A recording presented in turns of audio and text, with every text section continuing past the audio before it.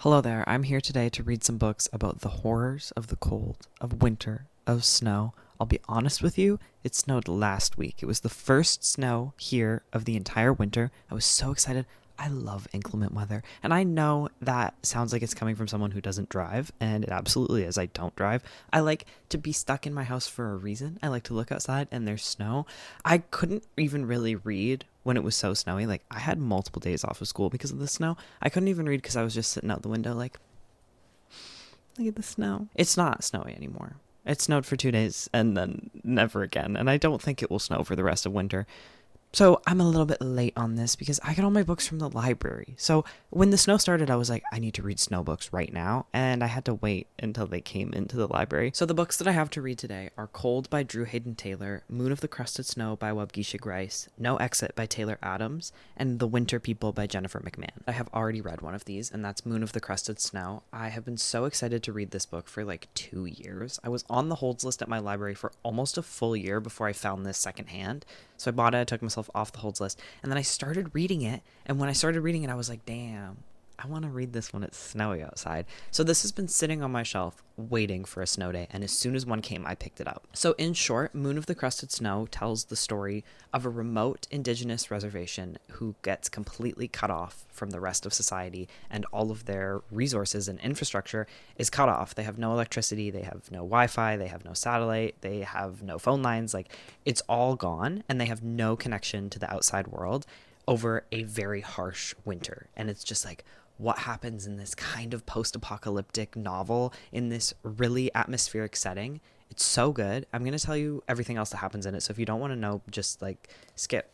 I'll put a number up. So the book starts out by introducing us to our main character, Evan. He is a father of two, he's in a loving relationship with his wife, and he lives in this northern Ontario, very remote Anishinaabe reserve. And when it introduces us to him, we understand that he is maybe more able to live off the land than the other people around him. He does have some concerns about like his younger brother not really being able to supply for himself. It starts out with Evan hunting a moose and packing up that moose and preparing it to eat over the coming winter. And he gets home from this hunting trip, and the satellite and the Wi-Fi are out at his house. And this isn't a big deal. This infrastructure is pretty new to the community, like just a few years old, and they're well used to outages, but they cannot contact the outside world. It's this very insulated, very remote community, and so they can't reach anybody else. But this isn't a problem, like I said, like it's pretty typical. But then the next day, the electricity goes out.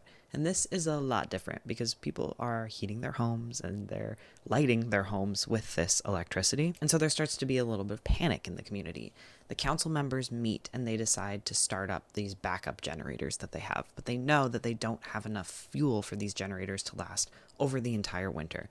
So they start them up and they bring electricity back to the community, but they say, you really gotta conserve this energy because we don't have enough of it. They fire up the generators and then a massive snowstorm hits the community. Evan works for like community services, so he does a lot of like plowing and filling potholes, and he's not like a council member, but he is privy to their meetings, and so he's really like on the inside of the logistics and the planning around what exactly is happening and how to deal with it. When the snowstorm comes, people start to panic. I think it's been about a week of no contact to the outside and living off of just the generators, and people are like going to the one trading center and they're hoarding all of the food that's there. Paranoia is really setting in the community. And then two men show up on snowmobiles, and Evan is like the first point of contact with these men, and he sees them coming and he's like, no one has left the community, and this is frightening. Like, who could possibly be here? And then it turns out that these are two boys from the community who like live and go to school in the nearest city. They've snowmobiled like 100 miles to get to the reserve, and they get there and they tell the story of what is happening. Basically the exact same thing happened in the closest city. I think it's quite a small city, but they say like everything got cut off, we had no contact to the outside, and we didn't know what was happening, and we kind of got abandoned in the dorms. Like, we were stuck there because of a snowstorm, and they were just like giving us sandwiches. There was no electricity to keep things cold, so we just like left things outside, and then slowly the food ran out, and things stopped being delivered to us. And all of the kids who didn't live in the city didn't get picked up. And it started like there was tension and they knew things were going to blow up, especially when the day before they finally like got everything together to leave, one of the students in their dorm died. People said like maybe he had diabetes or maybe he OD'd, but there was now like a dead body in this dorm and no one knew what to do about it. There was no one like in charge here. It's all just a bunch of abandoned students. And up until this point, as the reader, you're kind of thinking that what has happened to this community is an act of apathy. Like their infrastructure has been cut off and no one really cares to fix it or to contact them. You're not really thinking of this as a really like apocalyptic story until these boys come back and they say like it seems that this is happening everywhere. The chief and the counselors hear the story of these boys and they decide, let's just keep this on the down low. We don't want the community to panic more than everyone is already panicking, and hearing this story is not going to do good for them. Then the next day, another snowmobile shows up, and this is Justin Scott. He has followed the tracks of the boys' snowmobile, and he, this huge, like towering, large white man, has decided to come in and just like worm his way into the community and take their resources for his own. And it's very sinister. Like he comes in and he says, I thought your people would let me in. Like I think that I could be a valuable part of the community and I needed somewhere to hide out. And he has some like weird stereotypes about indigenous people that he kind of lets onto, but not really. It is a great metaphor for colonialism. Though everyone gets really bad vibes from this guy, Justin Scott, they let him in. They feel like they can't turn him away because where is he going to go? Evan really gets bad vibes from him and he thinks this guy is running from something. Like he's not running from the apocalyptic scenario that's happening. He's running from like his own past. And he just like shows up like he owns the place and he doesn't listen. They hold a council meeting and they say, hey, Justin, you have to stay in this room that we're giving you. You have to stay in here because if you show up to this council meeting and everybody sees this random man who's just like come to the community, they're going to start freaking out. And then he just comes to the council meeting. He's like, oh, sorry, must have been a misunderstanding. He's so sinister. They basically tell this guy, we will house you, we will feed you, you have to contribute something. He has a lot of guns. He's brought a lot of guns with him. He's like, I can hunt. So they make him hunt with them, but they say, you can't like worm your way into the community. The more people see you, the more freaked out they're going to get. So we need you to really like keep to yourself here. Now, Evan's really concerned about his younger brother, Cam, which I think I already mentioned. Cam does not have the same survival skills that Evan does, and he more lives a sedentary life that has definitely been pushed onto him. So Evan goes to check up on Cam and make sure that he has enough wood to keep his stove burning for the winter. And when he gets there, Cam's having a party. There's more lights on than there should be. They have alcohol, even though this is supposed to be a dry community. They have cigarettes, even though most everyone has already run out of cigarettes. And Evan shows up and he thinks, I bet Justin Scott is here. Because Justin Scott came with a whole bunch of supplies. And word has been getting around. People have been saying that he has cigarettes and he has booze. And he is there. He's just like sitting in the living room. He has a young girl from the community sitting on his lap. It's gross. It's weird. Evan tries to fight him, but he knows he's not going to win in a standoff against this like 8-foot tall man. Evan just ends up leaving because he doesn't want to get into a fight that he can't win. And he goes home, he goes to sleep. And he wakes up the next morning to Isaiah, his cousin, who he's pretty close with. They do a lot of work together, banging on the door saying, there's a really bad situation. We have to go. And so Evan gets in the car with Isaiah and they go and they find that 2 young women, after leaving Cam's party, have frozen to death. These are the first deaths that have happened since winter has come to the community, and they don't really know what to do. The ground is too frozen to dig into and bury them. They're not going to be able to get a post-mortem, so they wrap these women up and they store them in a garage at the community center. This obviously makes everybody really upset and really worried, and they're grieving, and they're so concerned about what is going to happen over this winter and if they will ever get connected back to all the things they need to be connected to have this community really survive. And while they're in this state of high tension and high stress, just after having to make these decisions about what to do with these 2 young women who were loved and who all of the people who were dealing with their bodies knew, 3 or 4 more snowmobilers show up. And they are shaking and they're hungry and they're begging for help and for food.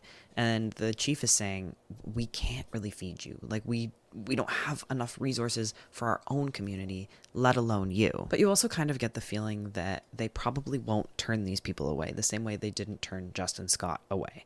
And the main guy who's with these snowmobilers, like clearly their leader, is not really listening. He's like delirious with hunger, and he like comes forward, walks towards them, and Justin Scott takes control of the situation by shooting this guy dead. That chapter ends with the man bleeding out in the snow, and then it cuts to part 2. And in part 2, it's quite a while later. It's in like February. The diesel has run out, there's no electricity for the generators, the band council has dissolved, and people are kind of just in this free-for-all. Justin Scott has created his own little like gang of people who are working against the interests of everybody else. He promises that he can feed everyone, even though how is he doing that? No one really knows. Scott is very much in control of this group of newcomers who did end up getting accepted kind of into the community after their leader was killed by him. And he makes everybody like set traps for him, and he's kind of just like relaxing in this house that he's taken over while everybody else suffers. Evan and Isaiah have kind of had to adopt the job of undertaker. There's been a lot of deaths. Like around 20 people in the community have died from hunger, from freezing. There's also been a string of suicides, and the community's rations are also running out. And Scott has been kind of like taking people who aren't part of his faction aside and alluding that he has a plan on what they can eat when the rations finally do run out. And he says like, you'll be taken care of if you come and stay with me. But then a really important elder in their community named Eileen dies. This is someone that like many of the people that we know in this story have a really strong connection to, and it's devastating for them. And when Evan and Isaiah go to put Eileen's body in this garage, wrapped up in blankets like all the other ones, they discover that there is one body missing. Now, I do just want to like put a little note in here where I think this is a massive plot hole in this book, because they go to put Eileen's body into this garage, and they've kind of been like lining up these bodies in rows. They go to put her in and they think, oh, this is the time we finally have to like rearrange a little bit and push everybody closer together so we can fit another body in. And this has been something that has been mentioned previously, like we can't keep organizing them like this forever. Like we're gonna have to make space at one point. And so they finally are at the point where they have to make space, and so they spend like an hour dragging these bodies around. It's like a really harrowing scene where he's trying not to think of them as the people that they were, that he knew, just like think of them as these frozen bodies. And yet once they're done with this, they get Eileen in, and then they think, wait, we're missing one body. I feel like that's a plot hole, because why would you have, if you were missing a body, why would you have to reorganize everything? Would she not fit into the space where that body was? I thought it was a little bit silly, but I think it's pretty clear here that Scott has taken this body. So Isaiah and Evan go to confront Scott on this territory that he has taken over, and they get there and they are all standing around a fire. There's a pot on the fire, and they won't like let the people get closer to the fire. They're like, oh, don't worry about it. It's just a little experiment. Scott's being super condescending the entire time, like he always is. And while they're having this kind of confrontation, Cam, Evan's brother, comes out of the house, and he is covered in blood, and he sees his brother and he starts sobbing. And this is full confirmation that they have taken a body and are planning on eating it. And Scott ends up shooting Evan 3 times. Evan crumples to the ground, and then one of the newcomers, the one woman that came with these people on the snowmobiles, she has been under the control of Scott, and she shoots him dead. I like this choice here where it goes from part 1 with the moose bleeding out in the snow to part 2 with the snowmobiler bleeding out in the snow, and then to part 3 with our main character bleeding out in the snow. It cuts to an epilogue that's like over a year later. It's not the next spring, but the spring after that. And this epilogue is following Evan's wife and 2 children. And his family is packing up to leave the community that no longer serves them. This entire community over the past year and a bit has just dissolved. Many people have died, and there's nothing really left here for them. And this also is not their land. This is inhospitable land that they have been pushed to by colonization and forced to live on, and they were never meant to survive on. So they're looking to go back to their actual like ancestral homeland. I liked at the end of this book, it was ambiguous whether or not Evan survived. You first start the epilogue and you think, yeah, he's definitely dead, and then it ends with the mother saying, let's go find daddy. So like, what does that mean? Is he alive? I don't know. I have no idea, and I liked that. I thought it was great. I really enjoyed this book. I don't think that there was necessarily like exceptional writing. It's very much like play by play by play. Like it almost feels like screenwriting in a way. I think it kind of felt to me at the beginning, especially, like it's really like he goes and he parks his truck and he gets out of his truck and he shuts the door of his truck and then he unlocks the door to his house and then he opens the door to his house. It's like telling you exactly everything he's doing. And it felt like when you are like daydreaming and you're like really, really, really like holding yourself back when you want to get to the good part. Like it felt like the author was like, I really want to write about like the post-apocalyptic stuff that's going to happen and like the collapse of this society, but I gotta like build up to it. So he's like holding himself back and making himself very specifically go through each and every little thing. Like, you know, when you're doing that and you have to like keep restarting because you're like, you're going too fast, you're getting to it too quickly. That's what it felt like to me. So it's very much a slow burn book and it doesn't get all that explosive. Like I'm telling you the major plot points, it's kind of just like this building of tension and like this kind of simmering tension throughout the whole thing. Though I didn't think the writing was all that fantastic, I did think that the dialogue was great and it was really realistic, and there was also a sense of humor in this book, even though it is very much a horror book. I think the atmosphere was set really well here. I could feel this bitter cold, this unrelenting snow, the desperation of it all. It was very vivid to me. What wasn't vivid were the characters. I think that there was really limited characterization in this book. It's mostly a book that wants to tell the story of the like collapse of this community and not really about like the characters themselves. I think they were all pretty flat. But that didn't really matter to me because I found myself so interested in the logistics of the collapse. Like the logistics of like how exactly they decide to ration food and what they're doing with the generator and how they phrase the notices that they give to the people of the community to try to like stem paranoia. I thought it was so interesting. I'm sure it would have been more interesting if I had read this like when it came out, which was before COVID. But even still, I loved that part of this book.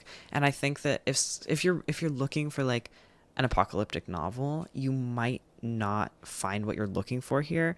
I was really interested in like the insights that this book had. I think it is such an original and imaginative idea that is truly very well thought out. And so I found what I was looking for when I was reading this.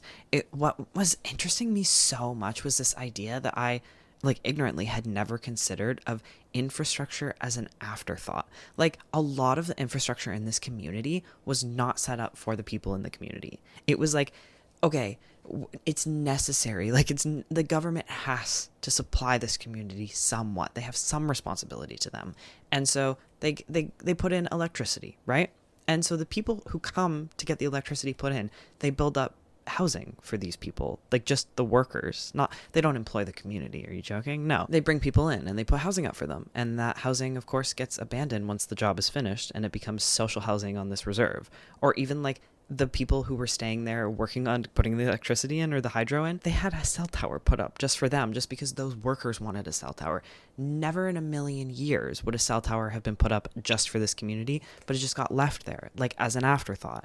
I thought that was fascinating. I think the legacy of colonialism was really present in this story, but it didn't take this like center stage. I mean, a lot of this, like, obviously Justin Scott is an allegory for colonialism, and a lot of the things that happen, like basically everything bad that happens to this community, is because of colonization, but it didn't take away from the indigeneity of the story. It's such an interesting and devastating concept of this community who has had everything taken away from them and then had this forced reliance on like white man's systems, and then had those systems taken away from them, and then that causes their collapse.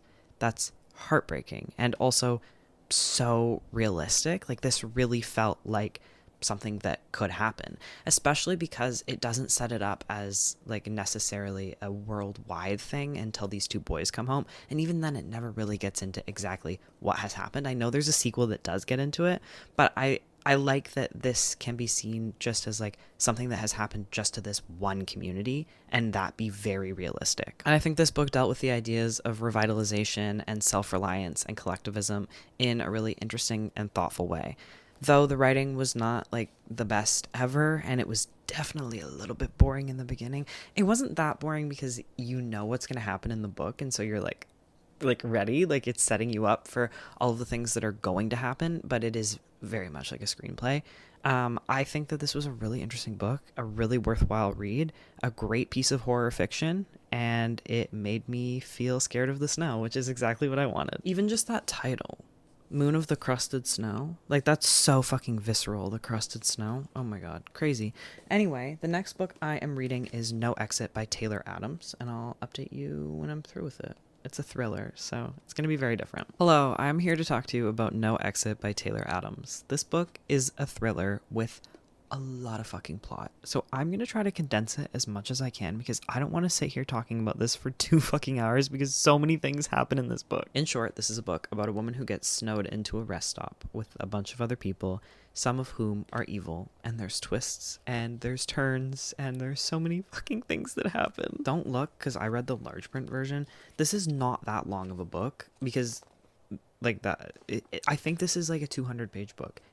Every single page, something new happens. So our main character, Darby, is going home from Boulder, where she's going to school and she's an art major, to Utah. And she wasn't planning on going home for Christmas until she got a text from her older sister, Devin, that said, Mom has pancreatic cancer, late stage. She's gonna fucking die. You gotta come home. So Darby has like just packed up that night and headed out. And the snow is pouring down. Would you say pouring down? It's blanketing everything. There's a blizzard. She can't go any farther. Her windshield wipers break, so she pulls into the closest rest stop. At this rest stop, there's 4 other people who are also snowed in. These include Ashley, who's this guy who's like a little bit older than her. He's very charismatic. He's charming. He talks a lot, like actually an annoying way that takes away from his charm. Then there's Ed, who's an older guy, like maybe in his 50s, and he's there with what seems like his wife at first, but actually it turns out they're cousins, and she is named Sandy. They're both like around the same age. And then the other person here is Lars, and he's a little bit younger than Darby is, and she describes him as like a total creep. He's like a really like weird guy. He's very unattractive. I will get into that because I did not like the way this book like conflated morality with attractiveness. I thought it was tired and ridiculous, but whatever. She is really trying to get a cell signal, and Ashley tells her if you go out like by this little sculpture outside, you'll probably get a cell signal from there. I had a bar earlier. So she goes out. She's trying to contact her fucking mom and her sister because her mom's dying, and she doesn't get a cell signal. And so she kind of like walks back. She walks past this van that's parked outside, and she sees inside a child's hand behind like a grate, like a cage. And she's like, holy shit, there's a child in the back of one of these cars. And she doesn't know whose car belongs to who. So she has to like go inside, keep her cool. She can't contact 911. There's like nothing in this rest stop other than a radio that sometimes gives them little transmissions and updates about what's happening on the roads. There's like a coffee machine and there's bathrooms, and that's really it. And she has no course of action to help this girl and figure out what's going on. So she kind of like over the course of like an hour, she asks some questions and she figures out that the car that the girl is in, this van, belongs to Lars. The radio ends up telling them that it'll be 8 hours until they can leave, until road crews come by. So they're just like stuck here. And she knows that she's stuck here with a child kidnapper, this creepy guy, Lars. She manages to break into Lars's van and talk to this little girl named Jay. And Jay says that she is from San Diego, and she's been in the back of this guy's van for like many days, that he took her from her house and that she needs like her medicine, that she's very sick. So Darby decides, I need help with this. I need someone to get in on this with me, especially because Jay hands her a bullet. So she knows that Lars is armed. Jay like found the bullet on the floor of the van. She has to get someone in on it with her. So she decides on Ashley, who is like the young, sprightly one. She thinks that he will be able to help her. She's also seen how he's very like dexterous. Like he's very good at like playing with cards. He said he did magic when he was a kid. So she's like, he's my best bet. She gets him in on it. She takes him to the bathroom, and while they're in the bathroom, Lars shows up while she's like explaining everything that she knows. She's also taken a photo of Jay in the back of this van, and Lars shows up, and Ashley decides to just like start kissing Darby to like, I don't know. It's so weird to make Lars think that they're not onto him. Though Darby is pretty sure that Lars is onto her. She left her styrofoam cup of hot chocolate outside of the van, and also like there's footprints in the snow. Like they're very much snowed in here, and it's obvious that she walked around the van in circles. So she thinks he probably knows. So Ashley and Darby come up with a plan. They've seen that Lars has been guarding the front door and following people outside when they go out. And so Darby is going to go out first, holding her Swiss Army knife. And Lars is going to follow her. And when Lars turns his back on the room, Ashley is going to bash his head in with a rock that's in a sock. Okay? So they go to do this. Darby leaves, but Lars doesn't follow her. So she goes out to the van and she's talking to the little girl and she's saying, I'm going to get you out of here. And the little girl mentions the other one having a nail gun. And Darby's like, wait a minute. What? Ashley and Lars are brothers. They're in on it together. People in the Goodreads comments, Goodreads reviews, were saying this is a really unpredictable twists in this book. There's so many twists and turns and you don't predict any of them. And so I had seen that there were unpredictable twists. So I right from the jump was like, yeah, Ashley and Lars are brothers, obviously. But I don't think I would have thought that if I hadn't read some reviews first. So Darby's like, shit, I have just let this kidnapper in on all of my secrets. He knows everything that I know. I'm screwed. I'm so screwed. How am I going to survive the next 8 hours and also get this kid out of here safely? She ends up leaving her Swiss Army knife with Jay and telling Jay to saw her way out of the kennel. And then she goes back inside the rest stop, and this kicks off just this relentless back and forth between the two of them having the upper hand. And whoever's perspective you're following is usually the one who does not have the upper hand and who is losing. It just goes back and forth and back and forth and back and forth. And they're also trying to do this very discreetly because Ed and Sandy don't know what's going on. There's this fight almost to the death in the bathroom where Ashley almost suffocates Darby, but she manages to get away through the bathroom window. And on her way out, she grabs his lanyard and she has his keys. And she's like, I'm just going to get in that van and I'm going to try to get out of here through this blizzard. But when she gets to the van, Jay is not there. Jay has managed to saw her way out and escape, and they can see her footprints leading off into the snowy night. So they follow her footprints out, and Lars and Ashley make Darby walk ahead of them because they know that Jay is not going to come to them if she sees the two men. And so Darby's in front with a flashlight, and she is calling out Jay's name while they are quite a few paces behind her. It's 30 minutes, and Jay has had about a 20-minute start because in this book, they are able to estimate down to the 5-minute mark how long things have been open or how far away people are because of the amount of snow that has filled in. It's ridiculous, but whatever. So they're trudging through this snow, and finally Jay's footprints disappear. And they keep walking for a while, but everyone realizes that Jay has died out here in the snow. And then Darby realizes they're going to kill me. There's no reason for them to keep me alive anymore because I can't help them get Jay back. I'm dead. They have a gun. It's over. And right as Lars is given the okay from Ashley to shoot Darby, she turns off their only flashlight. And it's dark. And she runs. And she just manages to get away. And she gets, I think, all the way to the rest stop. She goes inside, and Jay is there. She hasn't died. She's also made it back to the rest stop. And Jay has told Sandy and Ed what's going on, and now it's the four of them against the two men who are on the outside. They barricade the entire rest stop, and it becomes a standoff as the men outside wait for them to try to escape with their cars. And while they're out there waiting, Ashley has his little nail gun and he shoots all of the tires of the cars so that no one can escape. While they're planning how they're going to get out of this alive, Darby finds a note with child's handwriting that says, "Don't trust them." There's been some hints up until this point about Jay having some sort of illness that she is really struggling with now that she doesn't have her medication. And Ed is a former veterinarian, so he knows about this. It's Addison's disease. It's an adrenal something disorder where she needs steroids or her body can't produce adrenaline. And so already weeks without this is going to be fatal for her. But she needs to stay in a calm state so she doesn't have a seizure and go into a coma. After a lot of planning and setting up on how they're going to survive this night and these men who have a gun where they really have no weapons, Darby manages to pull Jay aside and ask her what she means by "don't trust them." And Jay says, "Oh, I was probably wrong. Don't worry about it. I just thought that Sandy looked exactly like my school bus driver back in San Diego." We also know from earlier on, Jay has said that Lars and Ashley had specifically sought out this rest stop. They didn't just get trapped here like everybody else. We learned that Sandy was in on the kidnapping plot, but not Ed. He had no idea what was happening. Sandy had somehow gotten Lars and Ashley to help her kidnap this little girl that she knew was wealthy because she drove her school bus, and she was going to take a cut of their money that they got from the ransom ransom they were planning on taking from her parents. After so much stuff happens, Jay and Darby manage to make it into Sandy's truck, and they get out of there. They scoop out the snow, and they manage to get down the road about 50 feet before the truck crashes into a ditch. And while Darby is trying to dig the truck out of the ditch, she notices that the tires all have nails in them and are very much audibly leaking air. But something good that happens down here, finally they get a fucking break, is that she gets a bar of service on her phone.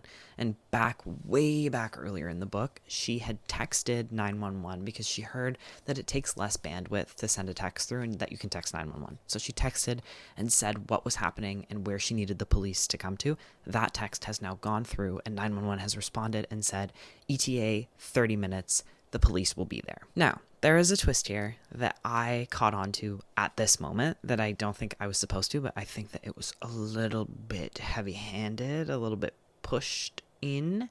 So I don't know how hard it was to miss, really. So there are two rest stops here that are about 20 kilometers away from each other, and one is Big Devil, one is Little Devil. And when she first arrives, she thinks that she's at Little Devil, and then she realizes that she misread the sign and she's actually at Big Devil.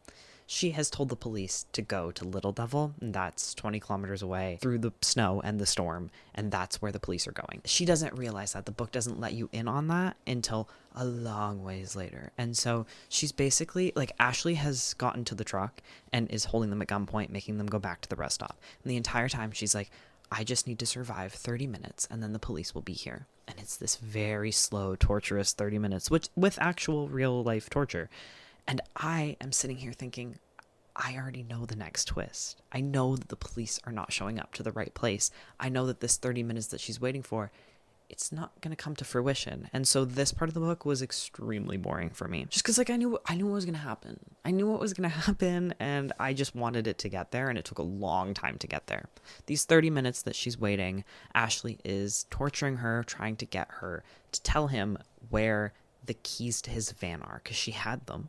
And then at one point, she threw them out the bathroom window, thinking he can find them. And then maybe him and Lars will just leave and let us all live. Now that she had Jay in the building, she was like, they can just go. Whatever, if they escape. The kid is saved. I forgot to say, there's also another text that comes through while they're down at the truck. It's like, it's like slap and then kiss and then slap and then kiss. Like, they get on the truck, they get out of there. Then the truck crashes. And then it's like, okay, we're fucked. The truck has crashed. And then it's like, no, the police are coming. And then it's like, text from your sister, mom died.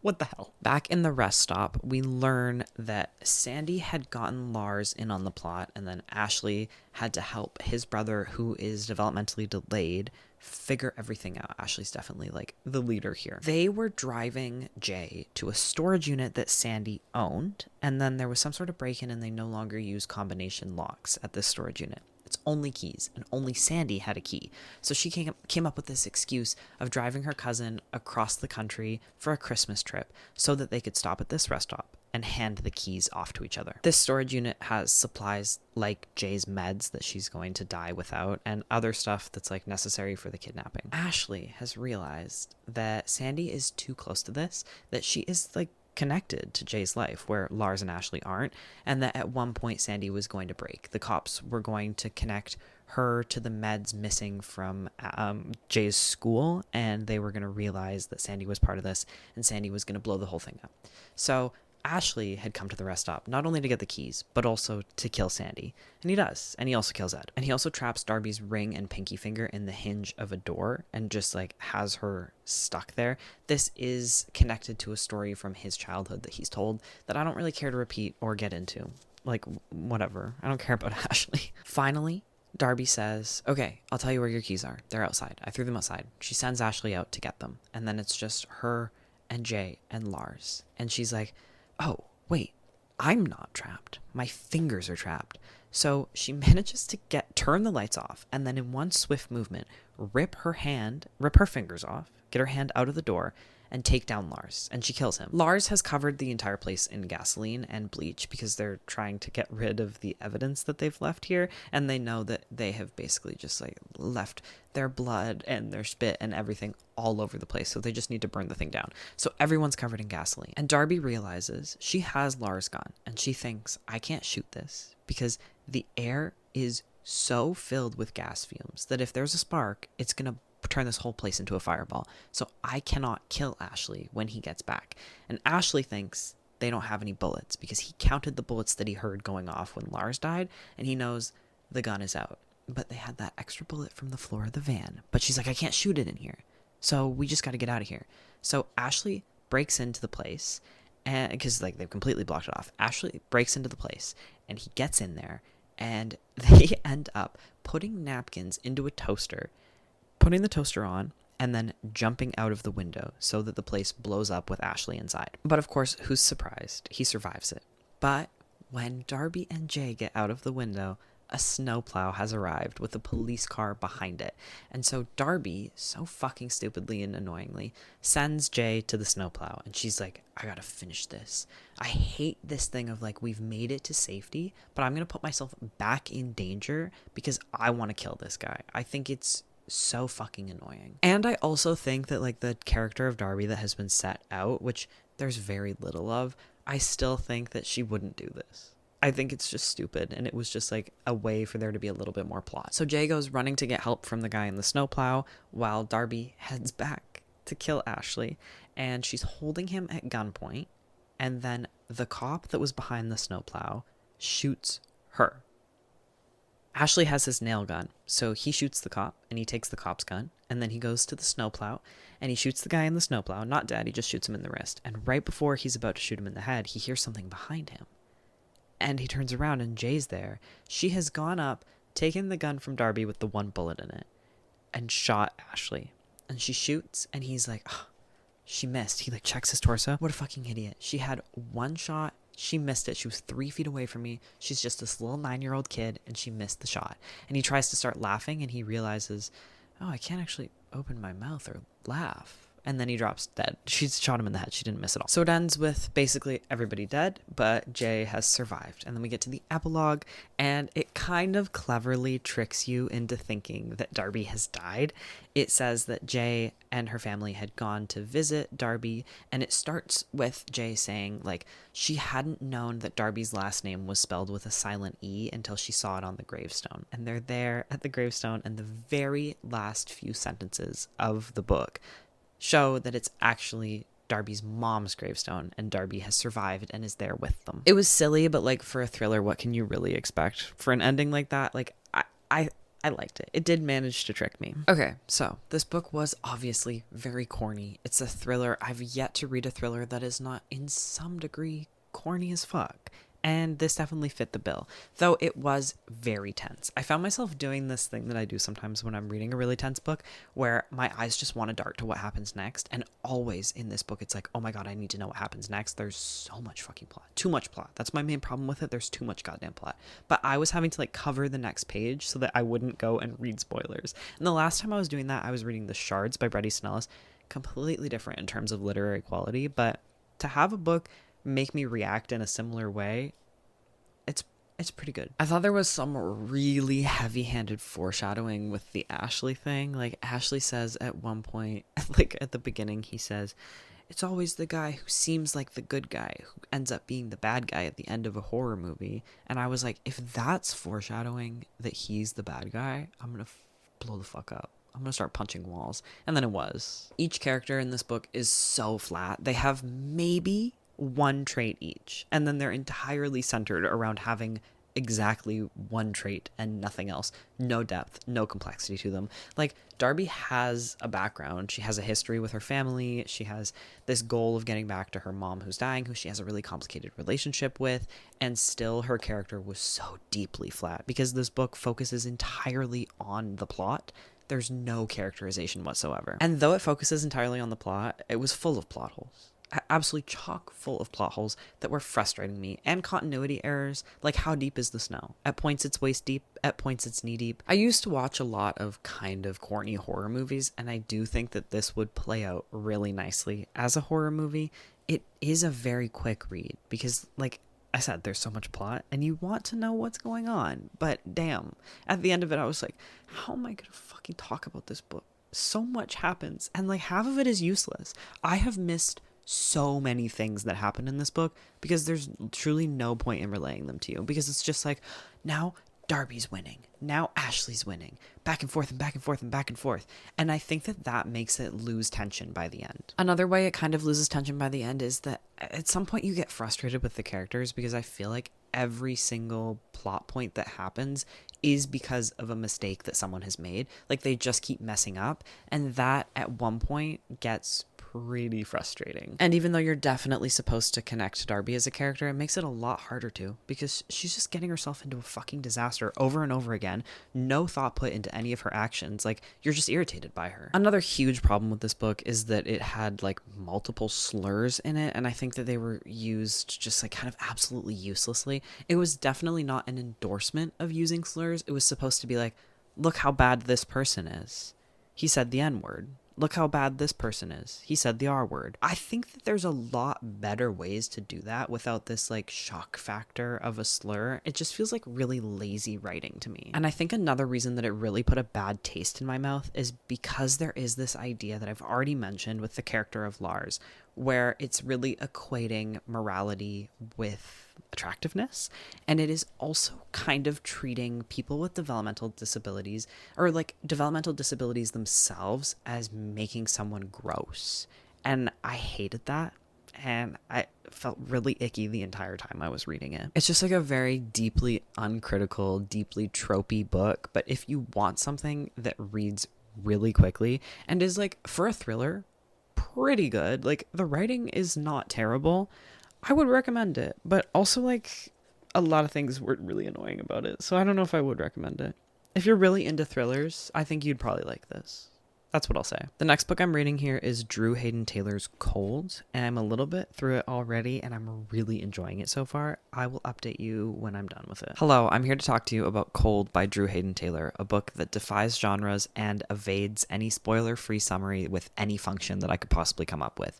I can't really tell you what this is about in simple terms. I kind of just have to get into it. I really enjoyed this book, and I would recommend it. It's like a mix of murder mystery, but then more like horror and thriller, and it seamlessly blends in Anishinaabe folklore.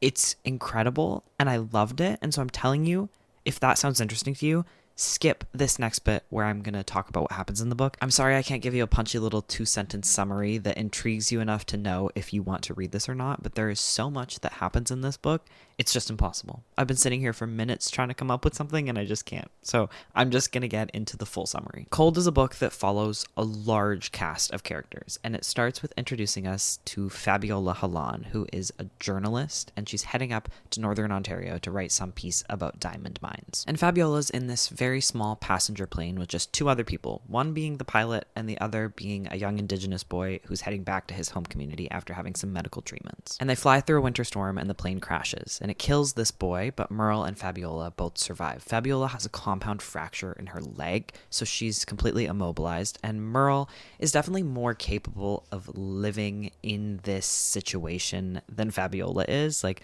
she knows how to build a fire. She knows how to go and like find help in the way that might actually save them. Merle is capable and strong and level-headed, and Fabiola is more of like a very irritable and judgmental person. She has a hate-on for this pilot. She absolutely despises her, thinks that it's entirely her fault that they're in this situation, and then the pilot Merle leaves to go find help, and Fabiola feels abandoned, and this hatred just like grows. Like, she loathes this woman. This first part ends with Merle leaving Fabiola basically trapped here with this plane wreckage while she goes to get help for them. And then we get introduced to a new character, Paul North. He's a player in the Indigenous Hockey League, and he's kind of just like, I don't know, his life doesn't really seem to have purpose beyond hockey, and he's kind of getting up there in age being a hockey player. Like, you can't be an athlete forever. He's like 35, which is one of the older members of the team. So Paul is sort of just like aimlessly drifting through life, following along with his hockey league as they play in cities across Canada, and sleeping with lots of women. He's kind of a womanizer, in a lot of ways. I don't know why I said kind of. Actually, like 100%. After Paul, we're introduced to this Professor Elmore Trent and the student Katie Fiddler, who he is having an affair with. We know that Elmore and his wife are on rocky terms. She has found out about this affair. She doesn't know that it's Katie necessarily. She doesn't want to know anything about it, but she knows that her husband has had an affair, so they're doing like a trial separation. Elmore really likes both of these women, and he wishes that he could have it all. He's created a life with his wife, Sarah, but she is a white woman, and she can't really connect to him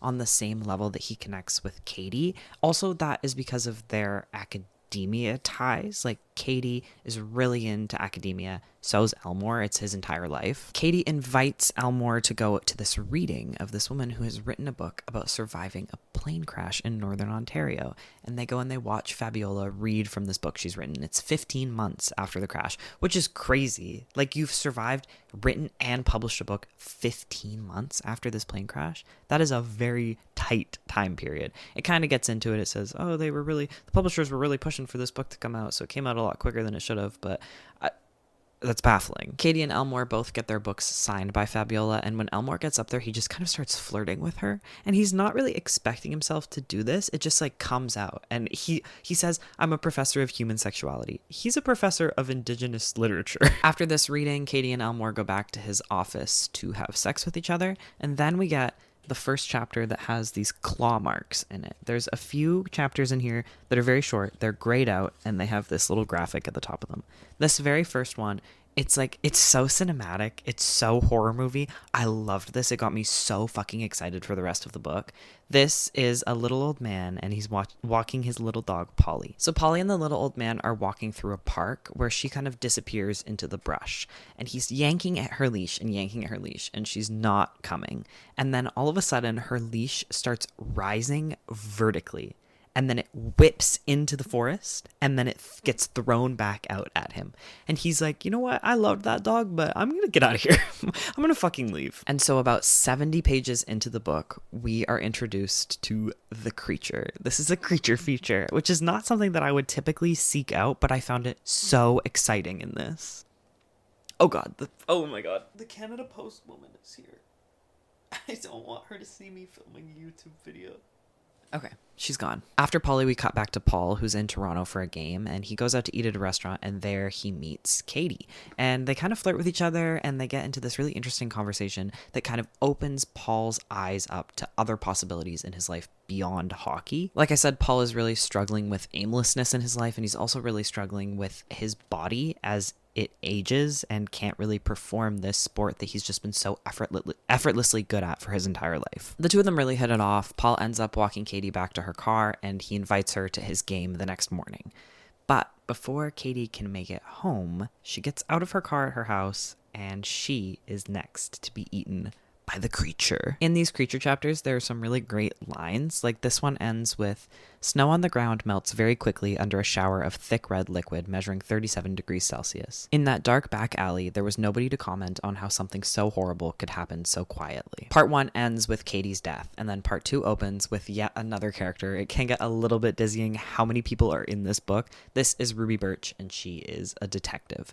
Now, I'm not into like a police procedural or like a cop kind of book, and so I was happy that Ruby Birch is not really a huge part of this book. She has very few chapters. There's not all that much about the like police side of investigating these deaths, but there is definitely a little bit. We meet Ruby Birch, and she is overseeing the crime scene of Katie's murder. Katie is missing like 2/3 of her body, and the 1/3 that is there is all spread out all over the place. This is an absolutely horrific crime scene. Then we cut to Fabiola and Trent, who have just kind of coincidentally met each other in a cafe, and they recognize each other from the book signing and the flirting that they were doing together. And they get into this really interesting conversation about their own experiences with race and displacement. Fabiola is a refugee, and Trent is an Indigenous man, and they have some like parallel experiences. Trent has this line where he talks about being diasporic in his own country. It's a very interesting conversation, like sociologically. And then they start talking about how Fabiola feels like she is being chased by Merle. So Merle's body was never found, but it was assumed that she ended up dying. I mean, it was this crazy winter storm. It was very impossible for anyone to survive, and it's now been 15 months. Like, there's no chance that she survived. But Fabiola, despite being a woman of logic and reason, is sure that Merle is chasing her. Trent leaves this little meetup and he goes to have this meeting with his wife, who needs him to sign some tax papers. And we get a little bit more information on how tense and uncomfortable their relationship has become. It's clear that the two of them are heading explicitly towards a divorce, even though that's not what Trent wants. He is sleeping with a 24-year-old student, and he doesn't really matter what he wants, but he's definitely like a little bit like sad and pathetic about this. He leaves this meeting, and then his wife goes to leave her office where they're having the meeting, and she is the next victim of the creature. This one also has a great fucking line. She died not believing what was killing her. I love it. I love these little gray chapters. They're so short, they're so to the point, but they're so fucking horrific. We cut from the scene of this crime to Fabiola, who is suffering with some pretty intense PTSD with her experiences. She feels like really out of control in her body. Then we cut back to the scene of Sarah's death, where Elmore has circled back to her office, and he has found this absolutely horrific scene of his wife, like just little parts of her spread out, and he also sees the creature with her leg in his mouth, and he can't take this, and he faints. Then we're back at the scene of the crime, but now it's the police detective's perspective when they get there later on, and Elmore is not there. When we go to his perspective, we know that he had got up and left and gone home and just got into the bathtub with a bottle of scotch and drunk himself to sleep.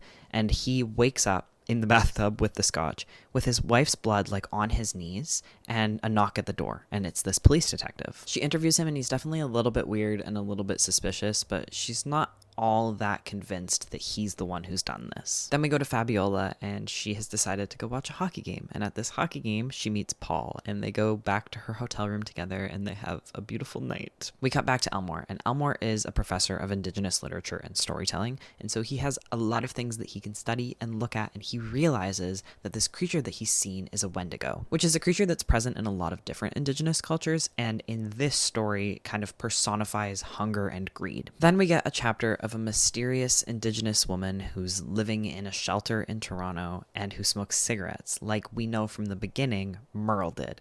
It's pretty clear that this is Merle. It's not like a surprise later on when that's revealed. And in this chapter, Merle says that she's cursed. That night, Elmore has this dream of both Sarah and Katie sitting together in his parents' house, and they're telling him that he either needs to kill this Wendigo or find someone else who can do it. And there's this interesting thing here that's kind of this indictment of academia culture, because Elmore can do everything, all this studying, all this research, but he has no practical skills on how to deal with this creature.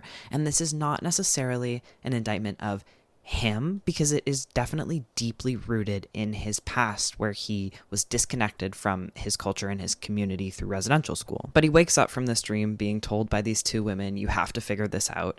And on the TV is an interview with Paul North, the hockey player, this big, strong guy. And he's like, that's the guy who can do it. I think that this was a little bit contrived. I think it would have made a lot more sense if it had been something more along the lines of Katie showing him towards Paul North because she met him and they really liked each other. Instead, it was just this like random coincidence, and I thought it was a little bit silly. Now, in Paul's world, he's been having a little bit too much fun with the ladies, and he keeps missing curfew, and his coach tells him, I'm kicking you off the team. There are people who would be way more committed to being on this team than you are. You're really just here because you don't know how to be anything else. So after this last big game that's coming up, you're done. Like right after this conversation, Trent shows up and he begs Paul to help him. And he tries to tell him the story of the Wendigo and what's happening.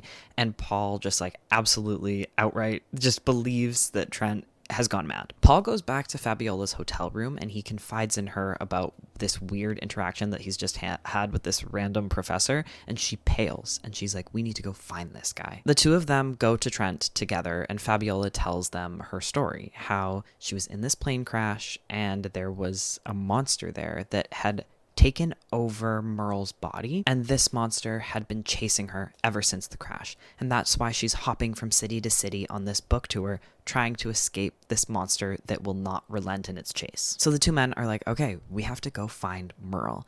And there's this kind of sequence where they're figuring out how to find Merle. Again, a little bit contrived here. They're like, oh, why don't we just go check at the shelters? And they do, and the last one they go to, Merle is there standing outside. There's a bit of a chase, and then they get to her, and Merle says, I'm not the Wendigo.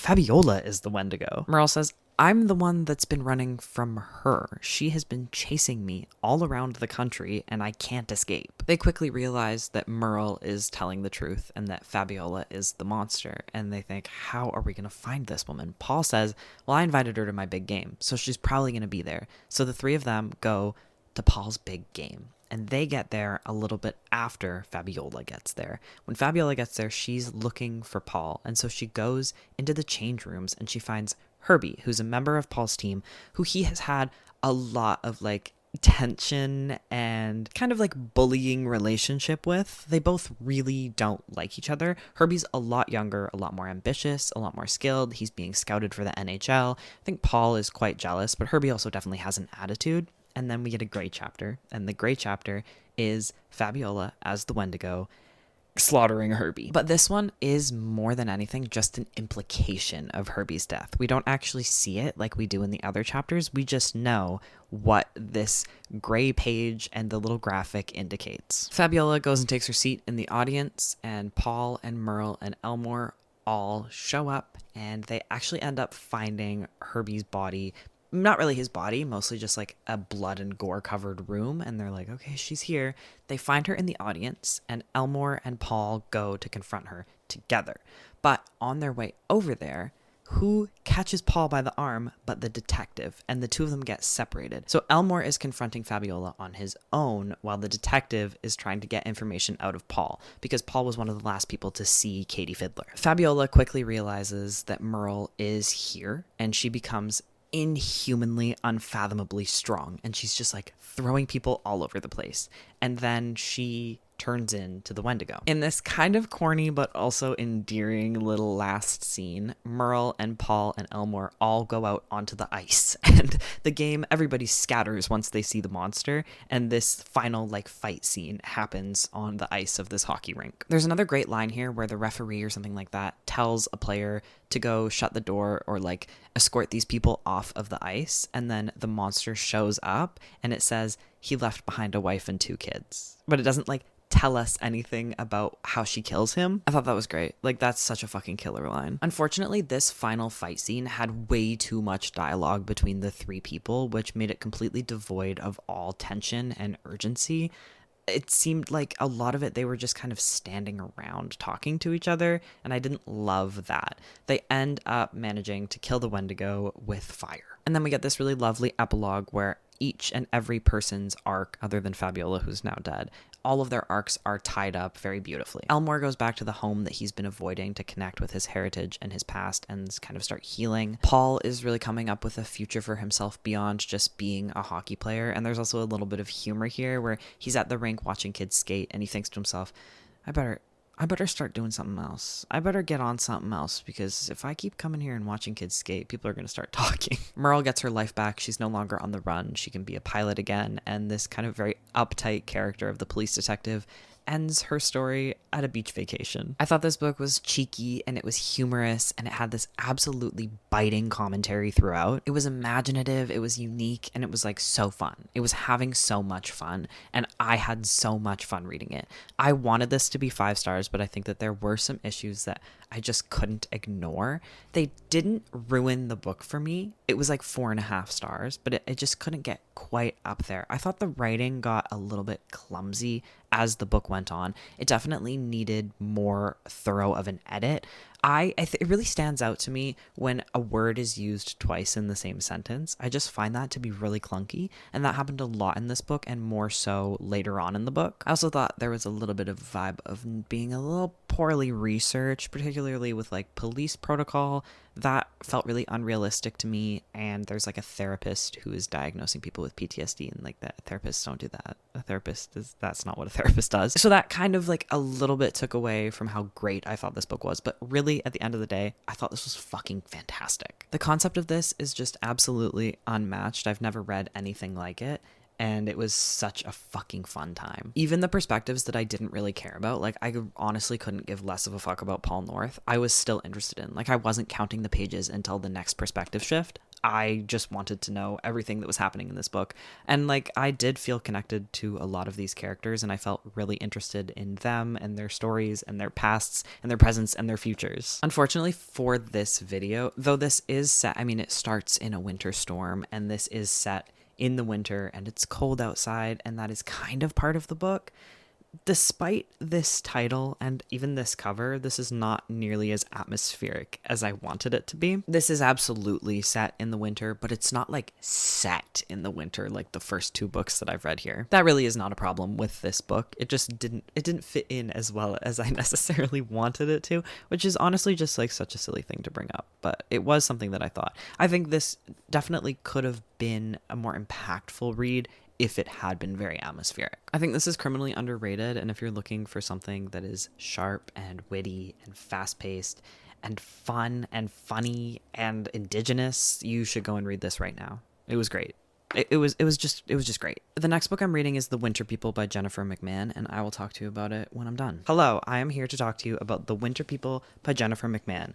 This book is a dual timeline book. It starts with these diaries from this woman named Sarah in the early 1900s, and then the present day timeline is following the girl who now lives in Sarah's house, and her mother has disappeared. This is kind of a thriller, it's kind of horror, it's very suspenseful, and there's like ghosts and supernatural things going on, and it looks like it's going to be really wintry based off of the title and the cover, and you could have fooled me. You definitely could have fooled me with that. Okay, let's get into it. It starts with this section of diaries of this woman named Sarah Harrison Shea from 1908, and she's talking about sleepers, which are people who have been brought back from the dead. They exist for 7 days, and then they're gone forever. Now, Sarah has been raised by her father and this woman who she calls Auntie because her mom died during childbirth. And Auntie is a very, like, frustratingly stereotypical portrait of an indigenous woman as, like, this mystical, spiritual, otherworldly, other with a capital O kind of person. It's just, like, so clearly written by a white woman. Like, this Auntie walks around with pouches of herbs all over her jacket, and she has, like, random bits of leather and string tied into her hair, and it's just all the things that a white woman in 2015 thinks an indigenous woman is. And it was damn hard to read. Auntie is the one with the knowledge of the ritual that can bring people back from the dead, so she's kind of an important figure in this story, unfortunately. I wished that her character was just this like one-off moment that we get, but we have to put up with this stereotyping for a long time. We go from Sarah's perspective to the perspective of Gertie, who is Sarah's daughter, and this almost made me drop the book. At 30 pages in, I almost DNF'd it and had to come up with a new book to read for this video because the writing of this child's perspective is so insanely bad. It actually made the rest of the pretty fucking mediocre book look a lot better because damn, like it says at the back that this woman has a daughter. I don't think she has ever meaningfully engaged with a child ever. She does not know how to write a child's perspective. At once, Gertie was 3 years old and 12 years old. She had no distinct voice. It was just like what Jennifer McMahon thinks a stereotypical child thinks and talks like. There was like truly no indication of how old this kid was. Like, let me see if I can find some of this bullshit. Okay, I'm gonna read you this. This is both Gertie talking and also from her perspective when she's not talking. The narrative is her perspective. That's what I call them, I say, turning to face her. The people who are stuck between here and there, waiting. It reminds me of winter, how everything is all pale and cold and full of nothing, and all you can do is wait for spring. She looks at me real funny, worried like. Is it just me or is that terrible writing? It was so bad. And it was so bad to the point that when Gertie dies a few pages later, I was genuinely relieved that this child character had died because we would never go back to her annoying perspective. So Gertie dies because she gets lost in a snowstorm after following her father, who's going into the woods to kill a fox who has gotten into the chicken coop and killed a bunch of chickens. And he's going to kill the fox in this weird, like, masculine energy where he's like, I'm going to show my wife that I can protect our family and I can protect our homestead. So he follows this fox out, shoots it, but the fox gets away, and then he ends up finally catching it and skinning it and hanging the skin up in the barn. And when he gets back, his wife is like, was Gertie not with you? And he's like, I didn't see Gertie at all. I don't know what you're talking about. So they go looking for her, and he ends up going into the barn to get the horse so he can go into town and get more help. And where he's hung up the fox pelt is a braid of Gertie's hair. So it's like spooky. Like, what happened to this little kid? Did Martin hallucinate and kill her? Was it someone else who put her hair there? They end up finding her body in the bottom of a well.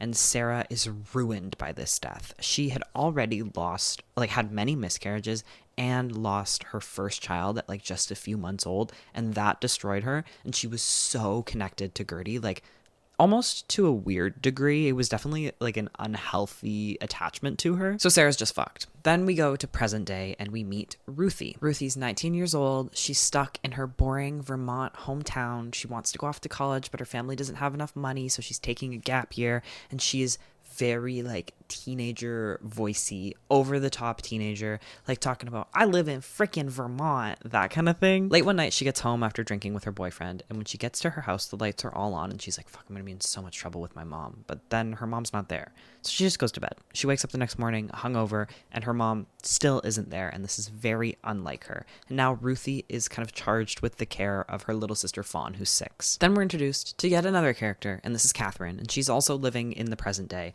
and she's reeling after the loss of her young child from leukemia, and then just like 2 years later, 2 weeks from the time of the story, her husband has died in a car accident, and she has moved to the last town that he visited, this town where Ruthie now lives in Sarah's old house. He had visited here after telling her that he was going to shoot a wedding in Connecticut, and he actually went and visited this cafe, which she saw on his final like credit card bill that was sent to her.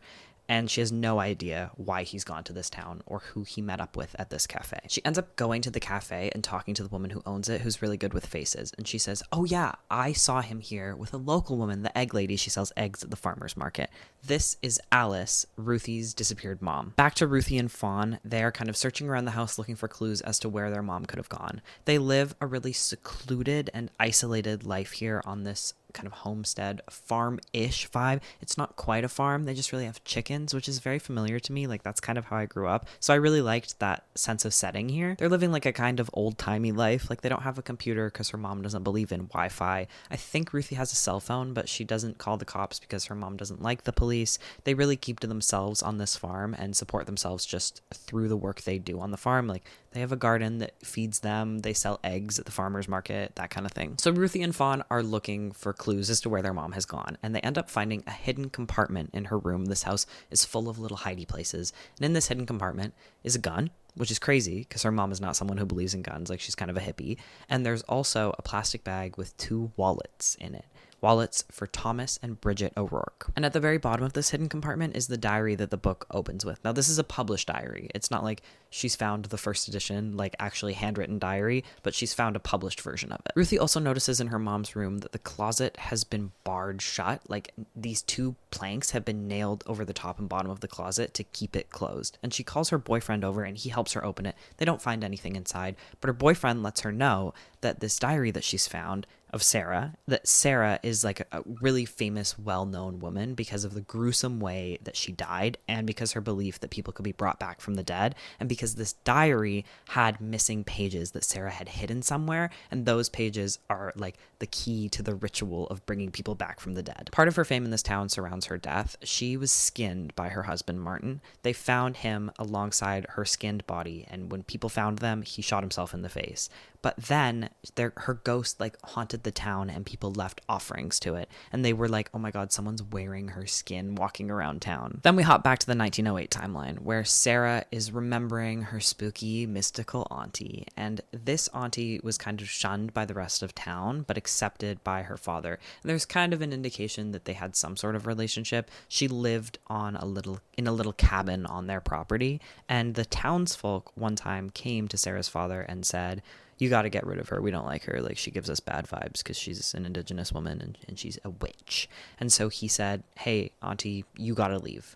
And auntie ended up maybe killing Sarah's younger brother because of this. Her brother hanged himself on that same night that he went to talk to auntie and get her to come back into their lives. And so Sarah's father, riddled by grief after finding his son's body, shoots Auntie and burns her cabin to the ground. Before her death, Auntie had written Sarah a letter detailing the exact ritual and the portals that the dead can come back from. And so Sarah, of course, uses this magic to bring back her daughter. Back in the present day, Ruthie and her boyfriend and her sister drive to Connecticut to find the addresses on the driver's licenses of the wallets that they've found. And it's a bust. The people don't live there anymore. The driver's licenses are expired by like 15 years, but her boyfriend, Buzz, ends up looking up these people, and he finds some people in the town with the same last name as them. And so they go to one of their houses, Candace O'Rourke. On the way to Candace's house, they see this bakery called Fitzgerald's Bakery. And this is a bakery that Ruthie has been dreaming of. She has this recurring dream of being inside this bakery, picking out a cupcake with sprinkles and looking up at a woman who is not her mom, but she knows to be her mom. Like, she thinks of it as her mom, and then she doesn't look like her mom. When they get to Candace's place, Candace invites her in, knows who she is. She tells her she's really unsettling and weird, first of all. Like, she has this kind of like prim and proper house, but then everything is covered in dust. There's lots of kids' toys all around, and she looks at the play kitchen, and in a pot on the stove, there's an orange that is like wrinkled and moldy. And Candace seems a little bit unhinged, and she shows Ruthie this photo of her brother and his wife and their daughter. And Ruthie looks at the photo and she's like, oh my God, that's the woman from my dreams. And she knows that this daughter is her. She runs out of the house and Candace chases her, telling her that she has to tell her something, but they end up just leaving and not talking to her anymore because she definitely has like crazed maniac vibes. Back in Catherine's perspective, she's like looking into the town's local history, and she ends up finding a photo of this egg lady that has been described to her in a book on the town's local history and on the history of the house that Ruthie and her family live in. And she's like, I can go to this house. That's where the lady will be. In 1908, Gertie has been revived, but she's in the closet and she's communicating only through knocking. And she ends up ripping up all of Martin's clothes and leaving a note that says, ask him what he buried in the field, because he buried her braid that was left in his barn in the field. In the present day, Ruthie and Fawn find a camera bag in their house hidden away in one of these little hidden compartments. This is the camera bag that Catherine has been looking for. Her husband Gary had with him on the day that he died. She wants to see the last photos that he took, and it was never found. So we know at this point that Catherine is heading over to this house to find this woman who is the last person who talked to her husband. And there's a knock at the door, but when Ruthie answers this knock, it's actually Candace, and she holds Ruthie and Fawn at gunpoint and says, we're going to find your mom. Candace tells them that, as we all suspected, Ruthie is the daughter of her brother and her sister-in-law. She tells them that her and her brother had found these missing diary pages that laid out the ritual for bringing back a dead person, and they had always wanted to sell them because they knew they were very valuable. And Ruthie's adoptive parents were friends of these people, and they also dealt in like trading antique books and papers, so they were going to purchase these papers off of them.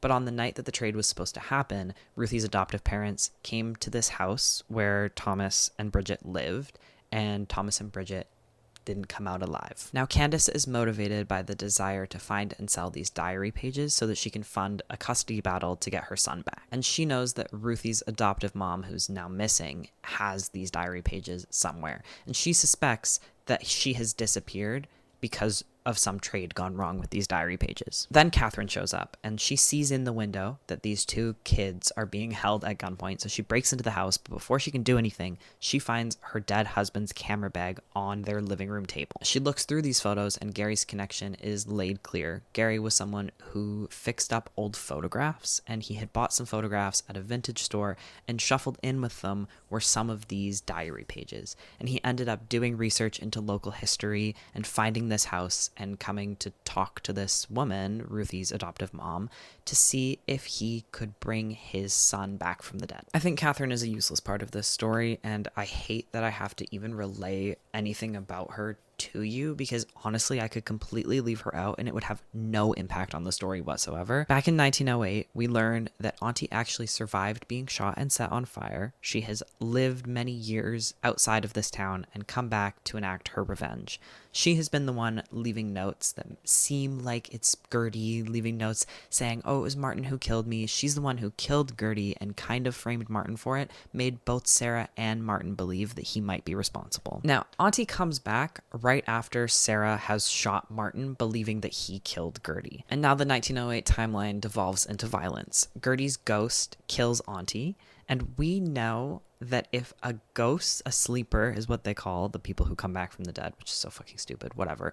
If they kill someone, then their ghost will live on forever. So we know Gertie's ghost now has like kind of immortality. She's not alive, but she can't ever be extinguished. Martin has been shot, but it's not fatal. And when he wakes up, he's beside the body of a skinned woman, and he just assumes that he has done something terrible to Sarah. But actually, it's Auntie's body. Sarah has survived, and her and little ghost Gertie go to live in these caves near their house. And these caves are exactly where the diary papers that Catherine's husband has found lead the present day timeline. The four of them go into these caves, and this is another stupid fucking thing, because the entire time it's been set out that Ruthie is incredibly claustrophobic, and she's like fine in the caves. There's no understanding of the intensity of claustrophobia here. It's just like, she's a little stressed out. She really wishes she didn't have to do this. No, she would be physically unable to do it, I think. They get in these tunnels, and there's like an entire house set up in here. Like, there's a bed, there's a fireplace, there's a stove, and they think, ooh, this is probably where Mom is. Catherine ends up breaking off from the group. Candace is holding them all at gunpoint, keep that in mind. Catherine ends up breaking off from the group, and she performs the ritual to bring back the dead, to bring back her husband, using the information that she's got from the photos on his camera. Ruthie and Fawn also manage to escape from Candace, and they go down one of these tunnels, and they find their mom tied up in a chair and gagged, and they get her out of there, and they all manage to just run out of the tunnels together, though Candace does not make it out alive. She is killed by Gertie's ghost. When they get back to the house, the mother explains to them everything that's going on, and this is another thing that's kind of annoying. I feel like everything's explained twice. Like, we already know most of what the mom says, so I'll just tell you the new things. She explains that when Ruthie's biological parents died, she had to take over the responsibility of caring for Gertie, because Gertie has an insatiable hunger for human flesh, and she's like still a child. Like, she hasn't grown up into an adult. She needs to be cared for. So Gertie has lived in these tunnels for like 110 years, and people have been taking care of her this entire time. This burden has been passed through the family, and when Ruthie's biological parents die, her adoptive mom takes on the responsibility of both Ruthie and Gertie. The other loose end that's tied up is that the ghost of Sarah that the townsfolk had seen was obviously the real her, because she survived, and it was actually Auntie who had died, and she was just going out at night to look for food to feed her and her child as they lived in the tunnels. The book ends with Ruthie deciding, you know what? I'm not going to follow my dreams and go to college. I'm going to stay in this little town that I've hated for this entire fucking book, and I'm going to help my mom take care of the little murder ghost baby. So at the end of the day, I thought this book was really stupid. It was engaging enough that I didn't quit, and I felt like it wasn't like killing me to read it. I didn't think it was overly boring. Is that not the dumbest plot you've ever heard in your life, though? This book was absolutely ridiculous. There is nothing exceptional about it. I don't even really know why I stuck with it, other than I picked it up for this video. So maybe that's something that I have to reflect on. Maybe if I don't like a book, I should just stop reading it, even if I'm doing it for a YouTube video. It's not like it was like the worst experience of my life. It entertained me. That's all a book really needs to be for me. I don't ever want to think about it again. There was no character development. That's the end of Ruthie's arc. Are you fucking joking? So stupid. Also, she's 19 and she's like, this is what I'm going to do for the rest of my life.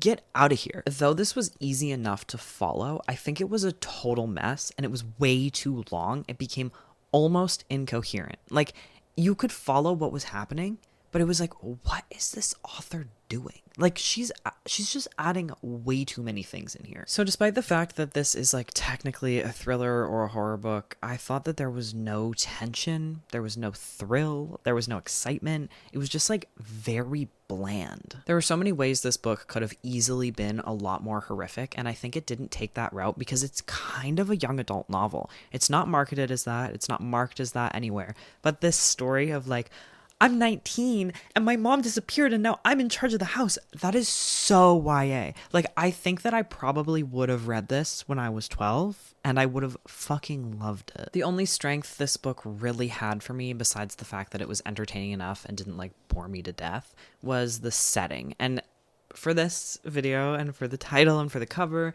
it's not wintry. It is all set in January and it is technically snowy, but it doesn't, like, I guess, harp on that enough to make it really feel wintry, feel like the cold is something that is horrific in this story, and you would have expected, wouldn't you? I'm not crazy to have expected that to be like a really wintry book. But the setting itself, being in this like small New England town, this specific setting of like farm-ish, rural-ish living is so fucking homey to me, and I really enjoyed that. At the end of the day, though, nothing stood out to me in this book that I will ever think about or consider again, and it was definitely the low light of the books that I read in this video. Despite these books being pretty different from each other, there were some common threads in the genre of winter horror that I noticed, one of which being isolation. I think that kind of defines winter horror. Does that not define winter? Being fucking isolated? Being stuck? That was something that was present in all of these books. What was also present is this idea of like waiting for help or waiting to be rescued or saved versus saving yourself. Like this survival aspect, I saw that in each and every one of these. And I really enjoyed those two themes, and I think I will seek out more books that deal with that in the future. The problem with this is that, like, yes, I did succeed in reading winter books and feeling wintry, but all it really did was make me jealous, because I love the snow. I love like a storm. I love when you get a weather alert, when there's a weather warning, my favorite thing in the world. And when I started this, when it had first started snowing, we had this weather alert that said, we're going to get like a ton of snow, like buckets and buckets of snow. It's going to fuck up the whole city. My city has no snow infrastructure whatsoever. And I was thrilled. And then we got like 4 centimeters. And so reading these, I was just jealous. I wanted there to be more snow. We didn't get the snow that was called for. It did make me realize that the next time there's a snowfall warning, I am going to be reading exclusively snowy, wintry horror, because this was fun, and it would have been so much more fun if it had been snowing the whole time. That is the end of the video. Thank you for watching. Thank you for being here. I'll see you next time. Bye.